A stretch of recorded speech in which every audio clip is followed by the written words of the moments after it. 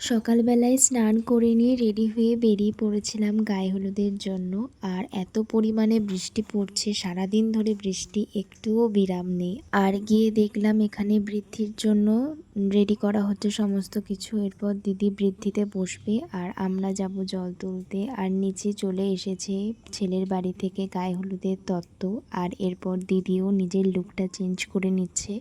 আর এবার আমরা যাব জল তুলতে, তার জন্যই ঘট-টটগুলো সবাই নিয়ে নিচ্ছি। আর বৃষ্টি পড়ছে, এত পরিমাণে কাদা। এই সময় একটু বৃষ্টিটা কম ছিল আর আমরা তাড়াতাড়ি করে বেরিয়ে পড়েছিলাম জল তুলতে। আবার একটু পরে খুব জোরে বৃষ্টি চলে এসেছিল। আমরা সবাই মিলে খুব কাছাকাছি একটা পুকুরে গেছিলাম জল তুলতে। আর এরপর ফিরে এসে জেঠিমা দিল একটা আইসক্রিম, সেটাই খাচ্ছিলাম।